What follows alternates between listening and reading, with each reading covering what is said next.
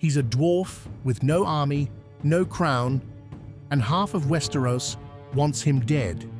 And yet by the end of A Storm of Swords, Tyrion Lannister walks out of King's Landing more dangerous than his father ever was. Not because he picked up a sword, because he stopped caring what he'd lose. This is the story of the trial that broke him, the betrayal that emptied him out, and the two murders that turned the smartest man in the Seven Kingdoms into something far more frightening than clever. Quick refresher if you're newer to the books. Tyrion Lannister is the youngest child of Tywin Lannister, the most powerful lord in Westeros, and he spent his whole life being treated as a stain on the family name, blamed for his mother's death in childbirth, mocked for his size, and used by his father as a tool whenever it's convenient and discarded whenever it isn't. But Tyrion is also, by a wide margin, the sharpest political mind in King's Landing. Through A Game of Thrones and A Clash of Kings, he proves it. He manages the capital during a war. He saves the city at the Battle of the Blackwater, and he gets absolutely nothing for it. No thanks. No title that sticks. Just his father's contempt and his sister Cersei's open hatred. By A Storm of Swords, Tyrion is master of coin, married against his will to Sansa Stark, and quietly hated by almost everyone at court. He is, in other words, already isolated. What happens next finishes the job, and then some. At Joffrey's wedding to Marguerite Tyrell, a feast so lavish it's remembered in universe as the Purple Wedding. King Joffrey humiliates Tyrion in front of the entire court, forcing him to serve as his cupbearer and mocking his size in front of hundreds of guests. It's the kind of casual cruelty Tyrion has absorbed his whole life. And then mid-feast, Joffrey starts choking. His face turns purple, blood vessels burst in his eyes, and within minutes, the boy king is dead. Tyrion is standing right next to the goblet. He's the obvious suspect, motive, opportunity, and a king who just spent the whole party degrading him in public. Cersei doesn't hesitate. She has him arrested on the spot and accuses him of murdering her son. Here's the important part for later. Tyrion didn't do it. The books eventually confirm the poison came from a different hand entirely, tied to a wider conspiracy involving Olenna Tyrell and Peter Baelish. But in the moment, none of that matters. Tyrion is guilty in the eyes of the court before anyone's even looked at the evidence, because everyone already wants him to be guilty. I deny these charges. Let the gods bear witness to this travesty. What follows is one of the most devastating sequences in the entire series: Tyrion's trial for regicide and kinslaying. And it's devastating not because the outcome is surprising, but because of exactly how thoroughly the deck is stacked. Cersei parades a string of witnesses to the stand. Grandmaster Pycelle, who Tyrion had previously humiliated and stripped of his position, testifies with barely concealed relish. Sir Meryn Trant lies outright about things he never saw. Even Varys, the master of whisperers, gives testimony that technically avoids lying but does nothing to help Tyrion's case. A reminder that Varys serves the realm, not any one man in it. And right now, the realm wants a conviction. But the witness that actually breaks Tyrion isn't an enemy. It's Shae.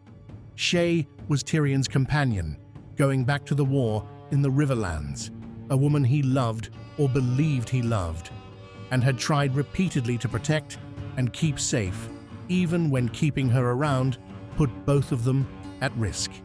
He thought, whatever else fell apart, she was his. On the stand, Shae doesn't just fail to defend him, she actively damns him.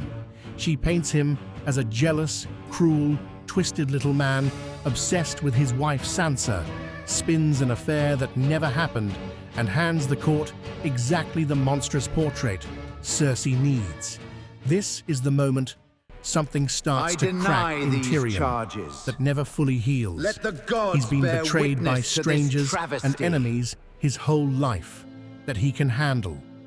This is the one person he thought was uncomplicated, and she wasn't. Tyrion sits through all of it in silence, and then he doesn't. He explodes into open contempt for the entire court, for his father, for the crowd that's already decided his fate, for a lifetime of being punished for existing. I deny these charges. Let the gods bear witness to this travesty. You will answer for this! I demand a trial by combat! He rejects any hope of mercy and instead demands a trial by combat, invoking the ancient right to let a champion fight in his place and let the gods, or blind chance, decide the truth instead of a rigged court. It's a desperate gamble, thrown out in fury more than strategy, and it's about to cost someone their life. Tyrion's champion is Oberyn Martell, the Red Viper of Dawn, a prince with his own blood debt against House Lannister, since his sister Elia and her children were killed during Robert's rebellion, and Oberyn has waited years for a chance at justice. Cersei's champion is Sir Gregor Clegane, the Mountain, a monster of a man widely believed to be one of the men responsible for those very killings. The fight itself is one of the most tense sequences in the books. Oberyn is faster, more skilled, and he actually gets Gregor on the ground, wounded, at his mercy. And instead of finishing him cleanly, Oberyn stops to demand a confession, to force Gregor to admit out loud who ordered Elia's death. It's the one thing he wants more than the win, and it costs him everything. Gregor gets a second wind, drags Oberyn down, and crushes his skull in front of the entire court. With his champion dead, Tyrion is condemned. He's sentenced to death by his father, presiding as Hand of the King, in a scene that makes explicit what's been true his whole life, that to Tywin Lannister, Tyrion has never really been a son. He's been a liability wearing the family name. Tyrion is thrown in the black cells to await execution. What saves him is his brother. Jaime Lannister, freshly returned from his own ordeal and missing a sword hand, can't stomach watching Tyrion die for a murder he didn't commit. With help from Varys, Jaime breaks Tyrion out and starts smuggling him toward a ship out of King's Landing.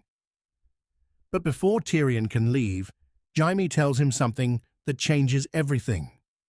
Years earlier, as a teenager, Tyrion had married a common girl named Tysha, in secret, the first person who'd ever looked at him like he was worth loving.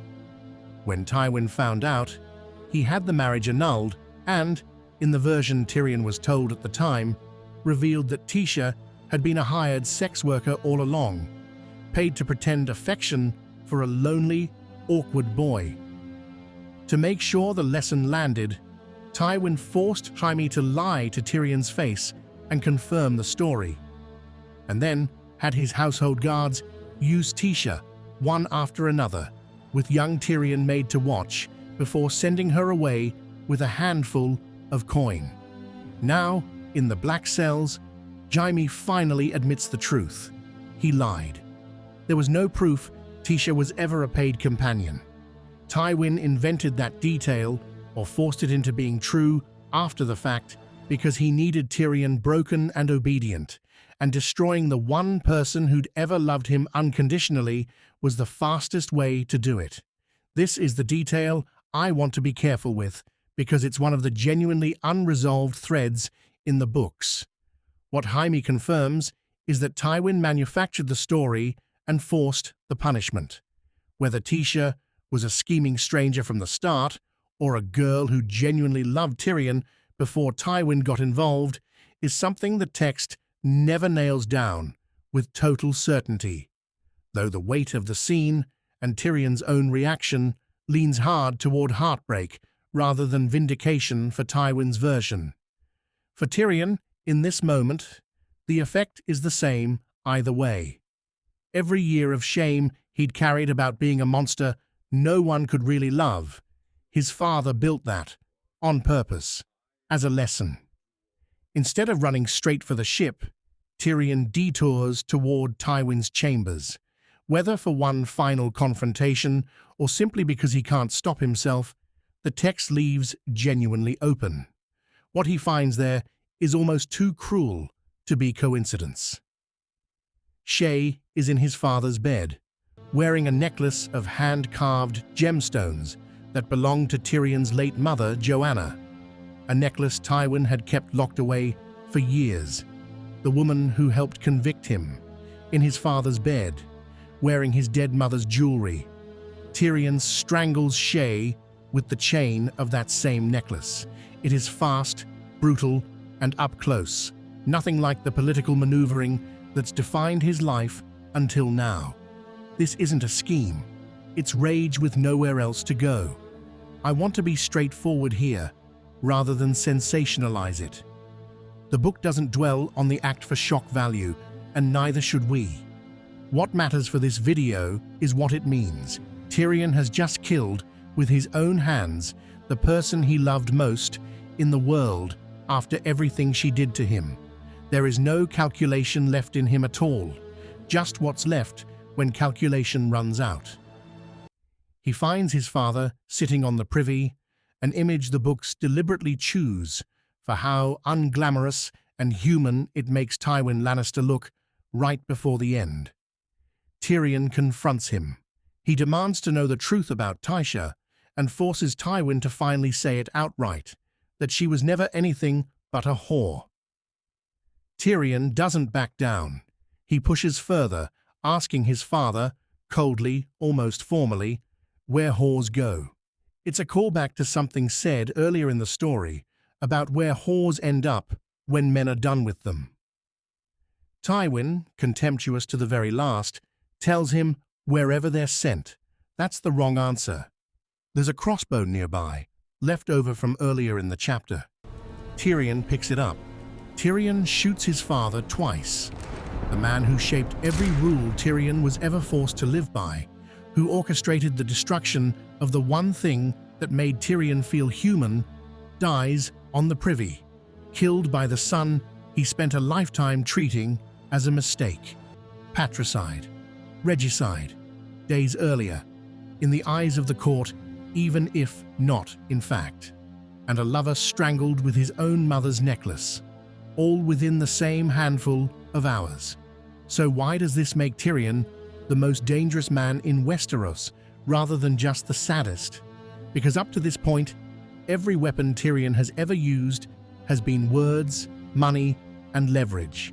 And every time, he's held something back, because he had something left to lose. A position, a family, however cruel, a woman he loved.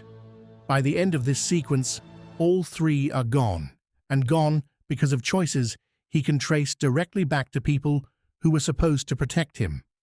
What's left is a man who understands the politics of King's Landing better than almost anyone alive, who has just proven to himself, if no one else, that he is capable of killing the people closest to him without hesitation when he decides they've earned it, and who no longer has a family name, a title, or a court position tying his hands. He flees to Essos with nothing but his intelligence and his fury, and that combination is exactly why the back half of the series treats him as a live wire. Someone any faction, any pretender, any queen across the water would be a fool to underestimate. He didn't become dangerous by picking up a weapon. He became dangerous the moment he stopped being afraid of what he'd lose. Whether that makes Tyrion a tragedy or a warning is genuinely up for debate, and honestly, I think the books want it to be both. Let me know in the comments which reading you land on. And if you want the next video to dig into what Tyrion actually does with all that fury once he reaches Essos, say so below.